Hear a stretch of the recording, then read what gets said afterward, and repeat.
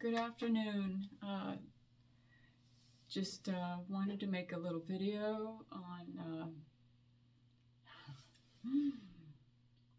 My dog is barking. Hold on. Good afternoon. I just had to give my dog his soup bone. He loves to have his little soup bones. He's very spoiled. But I'd rather spoil a dog than leave him feeling unloved, right? Oh, that reminds me. I was looking at some doggy videos today, and there's one called pardon me. I'm just I was munching on some chips with my wine, so if in my video you see a big chip in my tooth, please pardon that. But I was watching these videos. I just love seeing dogs. Everybody loves seeing dog videos, and they're just so adorable. And there's this one channel called Tucker. There's a last name to it, but the first name is Tucker, and they're golden retrievers. The one dog is a golden retriever, and the golden retriever had a son. And she's been doing these videos, I think, for a number of years. Well, she has 5.8 million subscribers. 5.8. Wow. So, yeah, that gives you a little idea. But she really knows what she's doing. She's like, when she does her, like so many YouTube creators that really know how to create and edit and do. I mean, what they're doing is making little mini movies. And I just applaud them for that, because I'm still trying to figure out just, okay, I make a video and I upload it. That's as far as I got. But these people, I mean, they have drones, like and then the music in the background, they're creating movies. That's what they're doing. They're creating little, maybe you might call them little documentaries or something. But when they're driving along, and I was wondering, how do they get those air shots and everything of while they're driving? They show the car while they're driving way up, and the whole scene. Well, it's from drones, and they know how to operate the drones, and they know how to put it into the film and all of that. I mean, these people really know what they're doing. They're like professionals now. And YouTube allowed the freedom for everybody to become movie producers. And I just think that is, I gotta give my hats off to YouTube for allowing people to create these beautiful YouTube documentaries. And I've been so amazed at some of these videos that have been made, not just on the dog ones, but I've been very interested in seeing places around the world. And so there are videos of, I've been interested in seeing, and I wish Richard were with me, because I would love to be able to show him some of these videos. Like we once talked about, maybe we should go down to Ecuador. There was a time when, we heard about how Ecuador was like, and this was like 25 years ago or more. We were talking about Ecuador. Now, the secret is out. But still, they show people that left America and they went down, and I just can't even believe the beauty of the place, the ocean, and the lifestyle, and how affordable it is. That's why a lot of what they call expatriates, they leave America, or they leave whatever country they're in, and they go and they find these places, these little hidden jewels. Um, and there's one guy he's rent this beautiful house right on the beach, 3 bedroom, and this is a modern house. This is not like some little shack somewhere in the jungle. This is like a gorgeous house with a pool, beautiful pool, 3 bedroom, beautiful kitchen, electricity, water.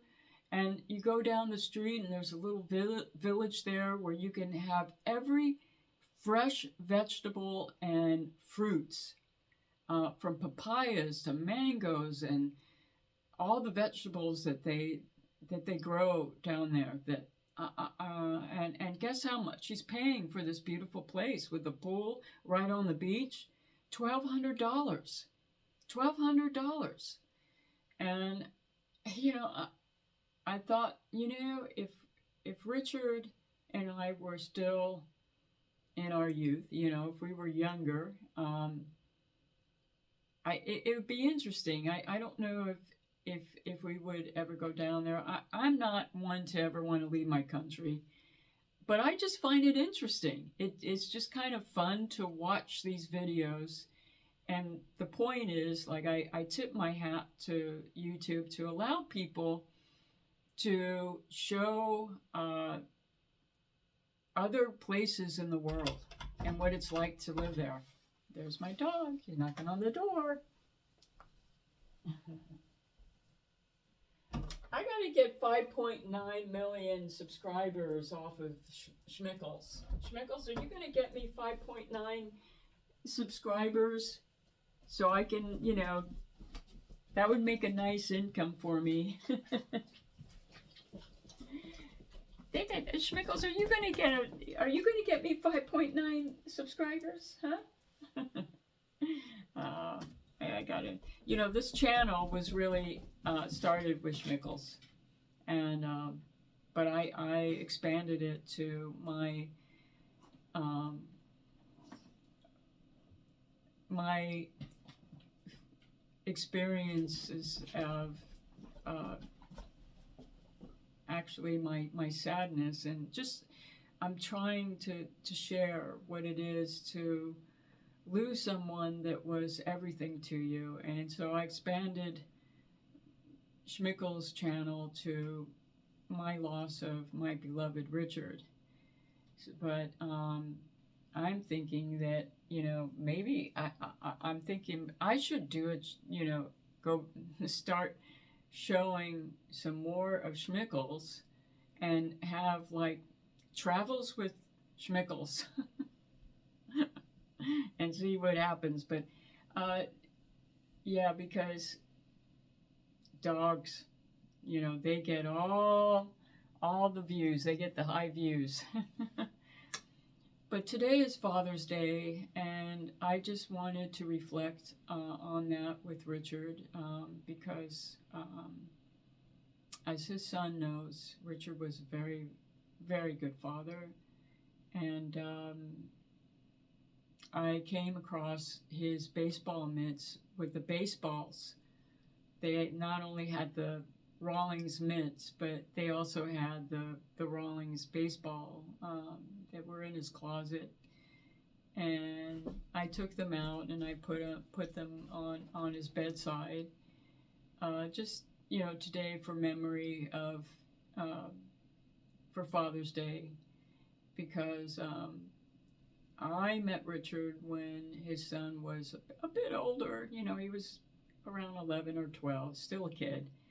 But I remember also, like, it was right at around the time when Richard was a baseball coach for all the kids. And he was good at that. He was really good at that. I remember how he loved being with the kids, and he loved being a coach for all of them. And pardon, still have a little chip in my tooth. But I'm I'm feeling a little bit better right now talking to you guys because all day today I was crying. It was one of those days where the minute I woke up in the morning, I started crying. And I think Richard knew it. I think he knew that, oh, there she goes again. She's crying about me, and she shouldn't have to feel sad. And we have this secret code that he lets me know that he's with me by showing 22. And that's his birthday. So I saw 22 come up like 4 times today. And I just kept telling him, Richard, thank you for letting me see that, because I needed it. I really needed it today. And, and I never know when I'm going to look at the clock. I'm telling you, it's not like I sit there and wait for 4:22 to show up or 6:22. I don't, sit there and watch the clock, because if I did that, then it's not from him. But I know it's from him because all of a sudden I'll be doing something, I'll turn my head, I'll look at the clock, and it will be 4:22 or it will be 6:22. And I know that I was meant to see it exactly at that time. And there's something to it. There's some kind of magic to it. And I have seen 22 come up so many times. And I don't see, for an example, my mom passed, and I love her and I miss her, but I don't see 19 come up. I've never seen 19 come up. Her birthday was August 19th, and I never see 19. Not to say that I'm not connected with her in my own way. Not to say that I don't, talk to her and pray to her. I know she knows that I love her. But I think my mom knows you need to have this connection with Richard, with your 22. You don't need to see my 19, because I love you, and I'm here. I don't need to have to prove that, with showing you my birthday. But with Richard, I know you need to have that connection, and I know you need to see that. And I think that's what she's telling me. Because I do see that 22. And another thing that has come up quite a bit is 111. And I mean, not just on the clock, but I'll go on YouTube and I'll go to, put on one of my favorite YouTube channels, and it will be, 111 views. What's the chance of getting on one of the, and seeing that 111 show up? And it does show up quite a bit. And those triple numbers are, to me, they're my connection with the spiritual world. Because unlike some other people that are lucky enough to remember things in their dreams or have visitations from their loved ones in their dreams, unfortunately, I have not been able to have that. That's not to say that I haven't visited Richard's soul and when I go into a deep, deep sleep. But the problem is, when I wake up, I don't remember. I don't recall anything like that. It might have happened, but I can't remember.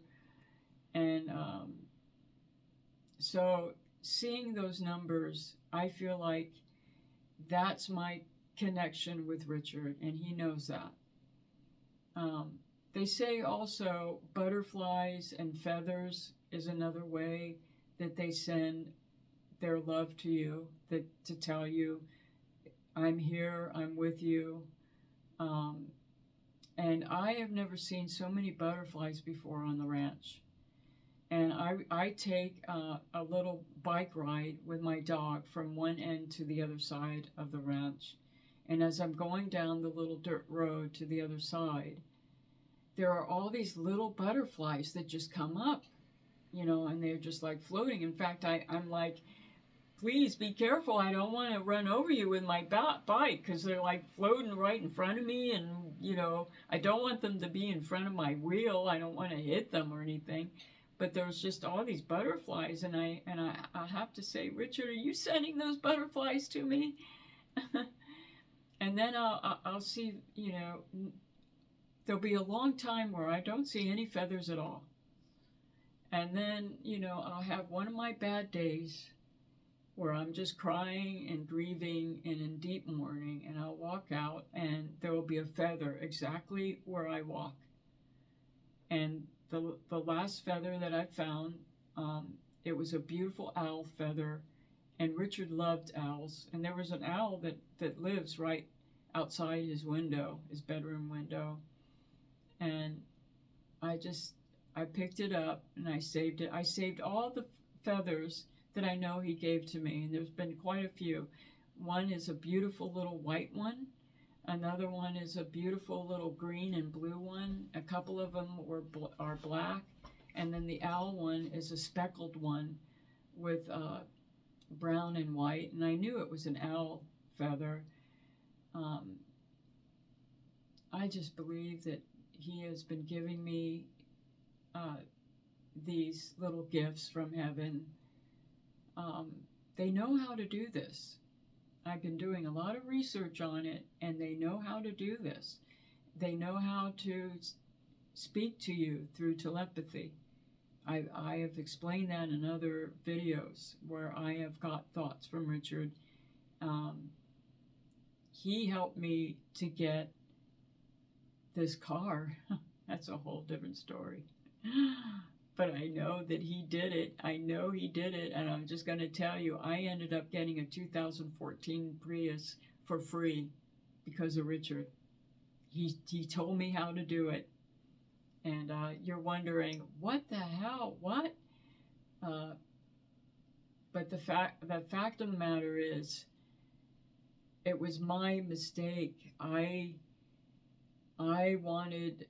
been wanting a red Prius for the longest time, and I had a 2006 Prius, and it's good. It runs beautifully, but I kind of, for the last like 3 or 4 years, I've been wanting a red Prius, and Richard knew that, and he was like helping me. He was showing me some of the different, when he was here alive, he was, sending me some pictures of. So he said, if you really want a red Prius, here, I'm showing you some of them that are, check them out. But I'd see them and then I'd say, I got my 2006 Prius. I don't need another one. And this one came up all of a sudden. This was right after he died, and I was feeling so blue and so depressed. I was really. I'm still down. I don't, the grieving never ends. You just learn how to live with it, and you don't let it destroy your life. You can't let it do that. I have my good moments. I have my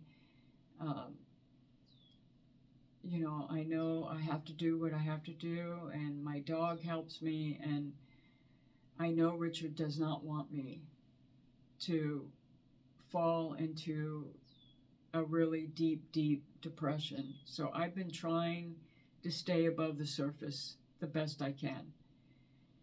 But I saw this red Prius, and I was feeling so bummed out. And I thought, you know what? Richard always wanted to help me get a red Prius, and I saw it. This was back in December, and all the other ones that I saw that looked great, they were either too far away or they were out of state. This one came up in Atascadero, which isn't that far away. So, long story short, I ended up getting it, and I was so, because of going through grieving, my brain just wasn't thinking straight. I just thought, I want to get it no matter what. I don't care. I'm going to get it. And it looks so pretty on the outside The exterior was gorgeous, the interior was gorgeous, but when I brought it home, I opened it up and looked more carefully at the engine, and I knew, uh-oh, I'm in trouble. And after a while, it had this really bad rumbling sound, and I asked, I looked it up on Google, and it said that's the death, something about a death thing because it's a blown gasket. And there were, all kinds of wires down there that were chewed up, and from my, this wasn't just a lemon that I fell into that I bought. It was a triple lemon, and I told the guy that I bought it from. It luckily it was it wasn't from an individual owner. It was from a car company, and that sells used cars. And I said to him, I wrote an email. I said, I'm really sorry. I fell in love with it because it looks so great. But my beloved,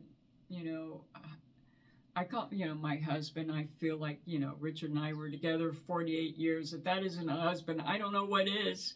Just because you don't have it legally, it's, he's your life companion. So I said, my husband just recently passed away, and I rushed into this without thinking, and I was feeling emotional. And well, California has a 3-day grace period, and they're supposed to, if there are things that are wrong, you're allowed to take it back and get a refund. And he never responded to me, and I felt like, oh no, I'm like stuck with this car now that is like a triple lemon, and I already paid, like $8,000 for it. It was, so I was like, oh, I said to Richard, another prayer that I said to Richard.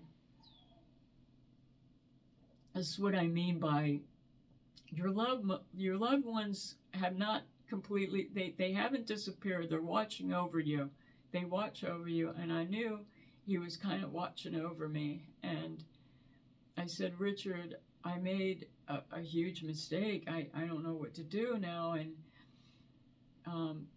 he sent this idea, I'm telling you, telepathically, because he knows I'm an idiot. Sometimes I do think, I made a mistake. I should have checked the engine very carefully before I bought it. I went only by the exterior body and the interior, and I didn't even bother to hardly look at the engine. Dumb, right? I mean, that's the main thing. Who cares how great the car looks if the engine's blown, what good is the car? So I said to Richard, what am I going to do?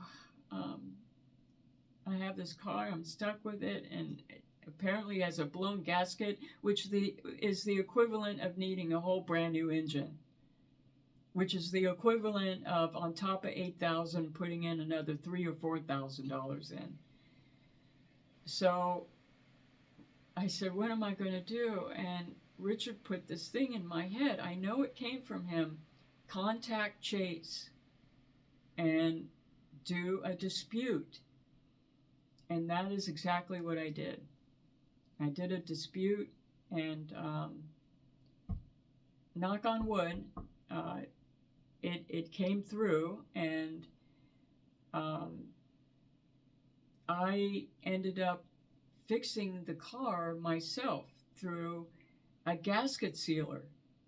I did a lot of research on Google, and there's the stuff that you put in that seals the gasket, and now it's just the car's running beautifully, and I got a refund on the car. I mean, I'm pretty sure I did. It's still a little bit, they're still saying in dispute, but it's been, quite a number of months, and I'm kind of like, knock on wood, I think I got the car with And I think, you know, they didn't, the car company knew that they should not have sold that car in that condition.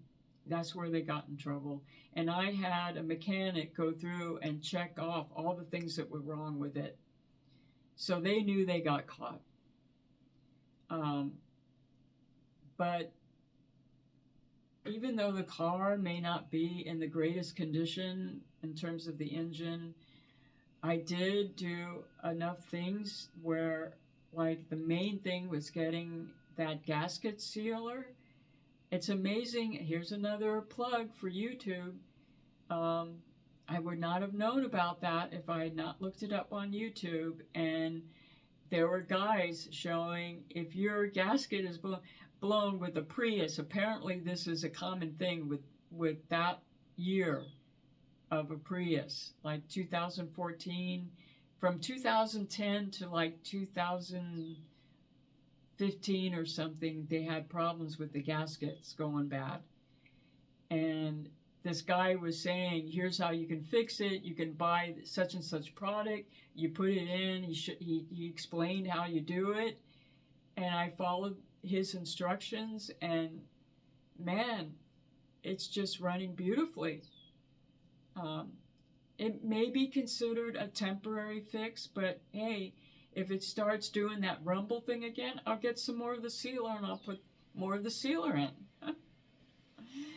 But the point of my story is Richard gave me that car as a gift. He gave me that car. He bought that car for me as a gift. Bought it in the sense, I mean, I bought it with my own money, but I ended up getting a refund on it. And I think of it as a gift from Richard because he's the one that told me, because I would never even thought of that. It never even occurred to me to think, oh, you know, I paid it off my credit card, my Chase credit card. It just didn't occur to me to even think of contacting Chase about it. I figured I blew it. I made the mistake. There's nothing anything or anybody can do about it now. And he's the one that told me, I'm telling you through telepathy, he told me, make a dispute through Chase. And that's why I say Richard helped me to get that car. And to me, it's like a gift from him. And I'm telling you, there are ways that it's really kind of strange because I'll go through my crying periods where I'm so lonely and miss him so badly, and yet I know that he has been sending these messages to me to let me know that I'm not alone, that he hasn't left me. And it's just hard though because I'm so used to his physical presence. That's, you know, that's what you miss. You miss hearing them. You miss talking with him. I miss cooking dinners for him. I miss just having our conversations together. And there's nothing I can do to bring any of that back. And that's why I start crying and I get sad and I miss him and I go into deep grieving. But I know that he knows that. I know that he knows that I miss him in his physical body. I miss his physical presence here. And he knows I know that. And he's just trying his best to say, I know I can't be there in my physical body anymore, but I am here. And you have to trust that. And he has given me signs. And he has spoken to me through telepathy, and maybe even when I do fall into a deep sleep, our souls do connect. It's just that I don't remember. But anyway, I just wanted to talk to you guys about all of that, and on Father's Day, and I hope you all had a really nice Father's Day. So I'll talk to you later. Bye bye.